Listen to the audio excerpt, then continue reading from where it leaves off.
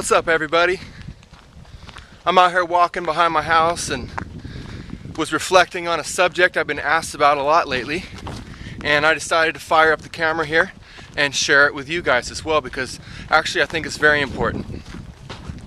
So mainly this video is for my friends and family, but like I said, I think other people can benefit from it as well. And the topic for today is cannabis. As you know, in Colorado and Washington, cannabis has now been made legal for recreational use.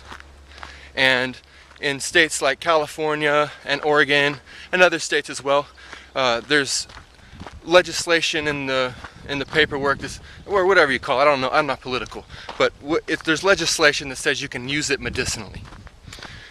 And so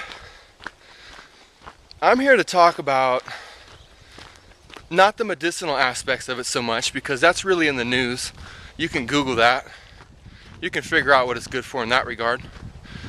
But I'm here to talk more about the metaphysical, spiritual side of cannabis. Now, should cannabis be used recreationally? In my opinion, no. It should not. It's very powerful. And I'm not a lightweight in regards to the cannabis. I'm just saying, the stuff is very powerful. What cannabis does is unlock your subconscious mind.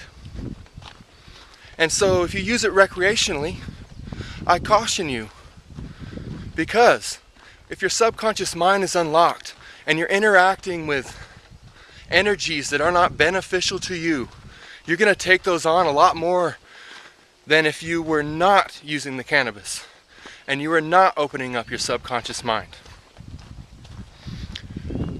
Same goes with television programs, things of this nature. Electromagnetic fields. It opens you up to all this kind of stuff. Programs your subconscious mind. And you want to be, we all want to be in charge of our subconscious mind.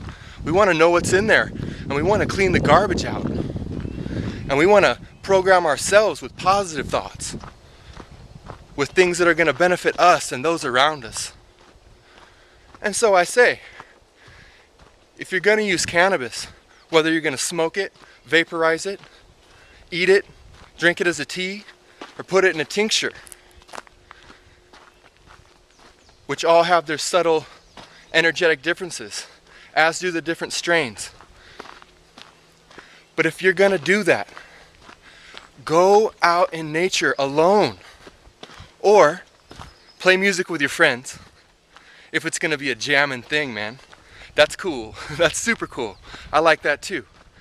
Go out hiking with your friends even, and do positive things. Have positive experiences. But ultimately, I would suggest going out in nature alone and just being aware of what your thoughts are when you ingest the cannabis. Seeing where your mind goes, following those thoughts as you would if you were meditating. And if those thoughts start to go down a dark road that isn't you, that you don't want to do, you got to look at that. You got to shine the light on it. You got to see why you're going down that road, and you got to make the adjustment internally and then reprogram your mind with what you want. Now, I don't recommend doing this every day. You know, you gotta allow some time in between your experiences with cannabis to get the utmost benefit from unlocking your subconscious mind. Go about your life normally for days and days and days and weeks and months. And when you take that cannabis trip out in the forest alone, you're going to see things under a different light. You're going to see them from the subconscious point of view. Now you have the benefit of your conscious remembering and the key of your unlocked subconscious mind to really see through your experiences and why you're creating the life you're creating. So this is, in my opinion, in my experience, the way to use cannabis metaphysically. You can create the life you want and use it. You don't need to use it, but it is a tool, and a lot of people use it the wrong way. So that's what this video is all about.